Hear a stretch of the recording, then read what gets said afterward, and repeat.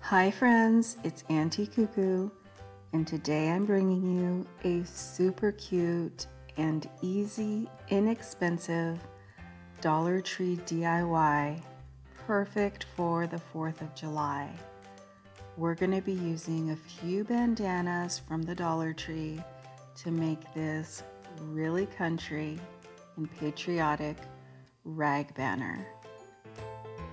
So I knew right away when I found the bandanas at the Dollar Tree what I wanted to do with them. So let me show you what you'll need for this project. Of course you'll need some bandanas. I did get them in packs of 2 from the Dollar Tree. They come with a solid color. This pack had 1 navy blue, and then the American flag, and this pack has 1 American flag and 1 red bandana. I am going to use some jute twine that I have on hand from Walmart and some scissors. Let's get started. So first thing we're going to do is cut our bandanas. So what I wanted to do is cut them into equal sections of 4 different squares to make the strips way more even and a lot more easy to do. Now I did grab my fabric scissors, and boy do they need sharpened. You guys will see me ditch those in just a minute for some regular Scotch scissors. So as you can see, I took 1/2 of the bandana, folded it in half, and cut along the line. I'm doing the same here, which will make our square bandana into 4 smaller squares. Now I'm going to take one of the squares, fold it in half, and again cut along the seam. Now we can begin cutting our strips. They're roughly about 1 inch, and you get just about 5 from each one of these sections. That will be perfect length. And since we're cutting 2 sections on top of each other, we'll get 10 out of this section. Continue cutting until you're ready to move on to your next square, folding that one in half, cutting along the seam, and making more strips. It's pretty self-explanatory. But let me talk to you about the flag printed bandana. I'm ditching my scissors for a sharper pair to show you guys how to do this portion. Since it is a pattern and we want our stripes to be visible from our strips, we're going to start by cutting this bandana in half, right at the edge of the stars. Now first I was going to completely cut out the star square, but I decided to go ahead and continue with the straight line.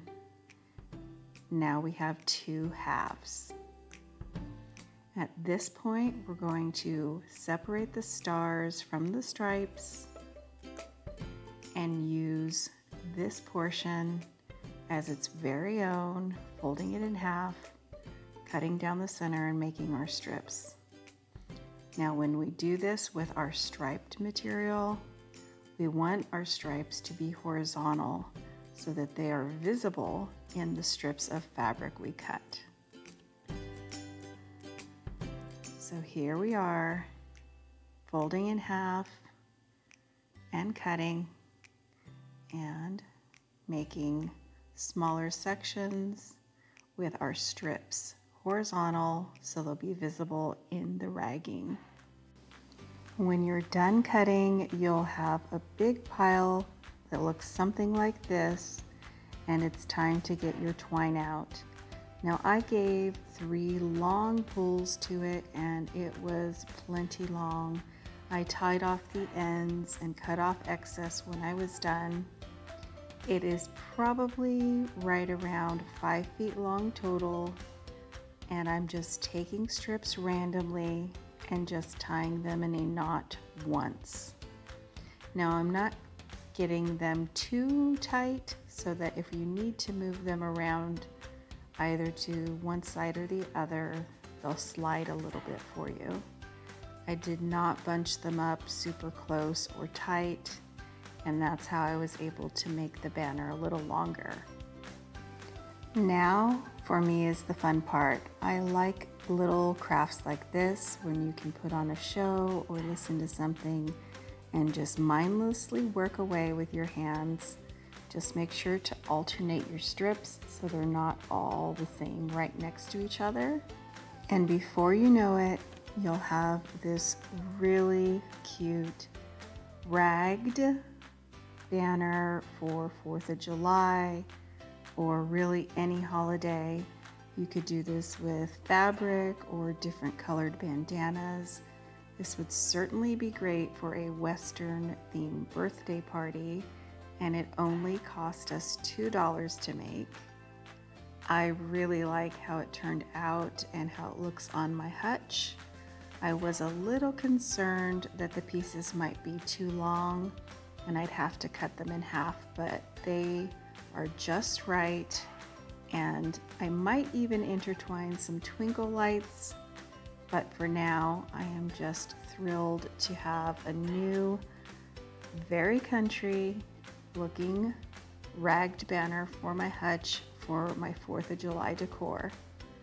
I hope you enjoyed this really simple DIY. Thank you so much for watching, and I'll see you guys back very soon in the next video.